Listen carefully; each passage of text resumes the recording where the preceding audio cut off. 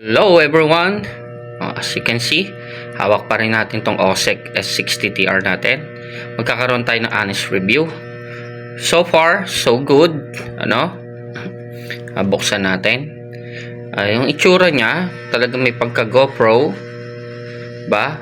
Pinagkaiba lang yung GoPro yung may cover dito. Tignan natin. Ayan. Pag binuksan mo siya, may OSEC na lumalabas. Yan, nakita nyo naman. Siyempre, touchscreen siya.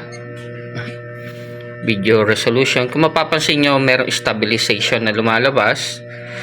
Pero kapag tinaas natin yung resolution sa 4K 60fps, nawawala siya.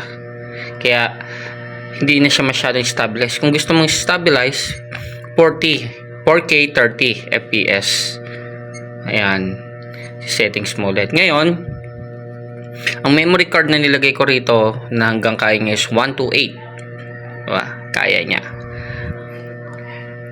May ipapakita ko yung quality ng kanya kuha. Ang isa lang sa negative dito, mga kapatid, yung file niya, kapag nilagay mo sa cellphone, hindi siya mababasa, para siyang crack. Pero pag gumamit ka ng iba application, kagaya ng VLC, mababasa naman siya. Pero yung normal na video player ng ating cellphone, crack ang lumalabas sa kanya. Pero hindi ibig sabihin hindi na magpe-play yung file niya. Hindi lang talaga supported ng cellphone natin. Yun lang hindi maganda. And you can download application din para sa cellphone mo, para direct mo siyang nakikita. Ito, smooth naman ang kanyang touchscreen. Wala akong masasabi, kaya papakita ko sa inyo yung video ng kamerang ito na nakalagay yung aking microphone. Ang napansin ko, kapag medyo malakas ang salita mo, gar-gar, kailangan bulong ka lang.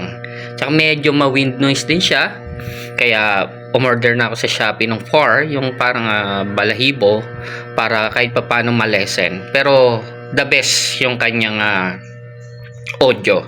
Kaya tara, panoorin natin kung gaano kalinaw yung video niya. So ayun, ito na yung kuha, mga kapatid. Tignan natin mabuti, napakalinaw. At tignan rin natin yung sound niya. Normal lang ang salita ko dyan. Ay, binangga mo ako. Binangga ata ako na yung manong tricycle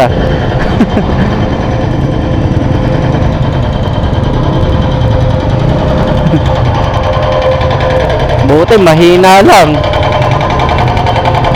Nakadyot niya ako dun Kadyot lang ba